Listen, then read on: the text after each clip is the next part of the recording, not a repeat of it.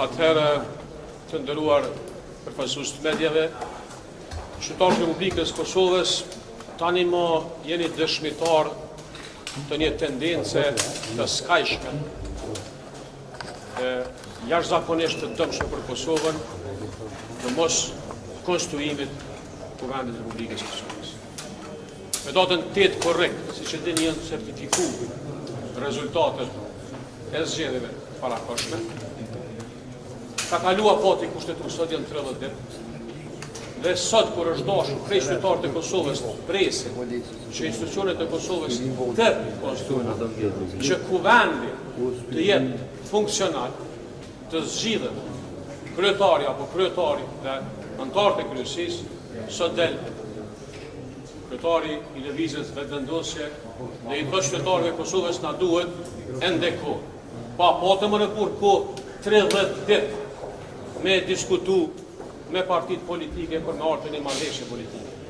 Po nëse ka qenë qëllimi për me dalë prej këtij rrethi vicioz 2 vjeçar, pse nuk e fol me partitë politike për presidentin e Kosovës, se nyja problemi thelbësor nuk është tek qeveria, nuk është tek kuvendi, është tek presidenti, po e ke neglizhu deri këtë ditë. Ai e ka dhënë me procesu, me kriju edhe një rast gjykatë kushtetuese që ende me e shty procesin e konstituimit. Kjo është pa përgjegjësi totale e partisë që i ka fituar zgjedhjet, është shkurt edhe shqip taktik, me marrë në pazar politik, me marrë edhe pa kohë, me ble edhe pa kohë, në mënyrë që me marrë të 3 institucionet të cilat ashtu kështu nuk i takojnë një subjekti politik se si ka vërë. Alianca për Armiqin e Kosovës e ka qëndrimin publik, i ka të paraqitura propozimet, kërkesat të cilat janë të njohura si 6 kërkesat e Aliancës. Asnjë fjalë nuk është folë për 6 kërkesa. Dhe sot, kur të gjithë sytë e vesht e qytetarëve të Kosovës, e shtetit Kosovës janë tek kuvendi për më konstu, sot del e thot mënyrën ma pa përgjegjshme të fundshëm, na duhet ende kohë, e ka pas 30 ditë kohë për me mujtë me ardhur një marrëveshje politike. Ju falenderoj. Kryetari, a bën pjesë me dërmishën me gjykatë kushtetuese pasi nesër përfundon mandat afati për konstituimin e kuvendit? Spari me sa diun e ju mbot 30 ditë. Mu i korrek i ka 31 ditë, sot ju mbot 30 ditë. Pra sot është afati. E dyta, ka disa interpretime që lidhen edhe me mandatin prej kur certifikohen rezultatet, po edhe prej nisjes së seancës në akt vendimin e gjykatës kushtetuese. Kjo duhet po, kjo nuk është tema. A kuptoni që nuk kemi të bëjmë me një problem kushtetues.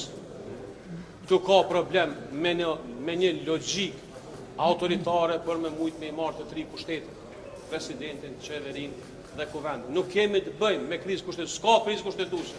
Është e pastër sikur loti procedura dhe është situata jashtëzakonisht e lezetshme.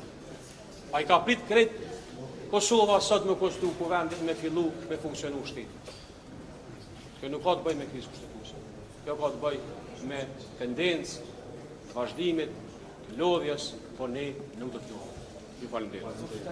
Këtë është secili se brenda janë deputet që kanë postën e ministrit, sa qëndron jashtë, në klimani për të qenë. Shiqoni, ligji për qeveri nuk e lejon asnjë zyrtar publik të mbrëm këtë rast ministër të ulet 2 karrika, s'ka logjik. Unë kur kam qenë zavend kryeministër kum jap dorëheqje kur jam betu kur jam nënshkruar. S'ka kurfar logjike. Kjo është absolutisht e papranueshme dhe kjo nuk duhet ndodh. Tash na nuk i pam apo ulen ministrat nulse apo jo. Mirë, po sot u betun, sot do duaj i të gjithë deputetët që janë në ulse të ministrit do duhet të dhonë dorëheqje për shkak se janë betue me betimin e nënshkruar që sot e ka marrë kuvendi i Kosovës që janë deputet. Dhe ti smunesh me qenë edhe deputet, edhe ministër. S'ka askon në botë që ose nuk ka sistem politik, ka sisteme politikë që mujnë me qenë. Në Angli mundesh me qenë deputet dhe ministër. Po jo në Kosovë, s'ka qenë kjo praktikë dhe kjo praktikë, si shihet, është edhe një tendencë tjetër, domethënë me vazhdu me sistemin e ushtruesve detyrës në qeveri. Ju falenderoj.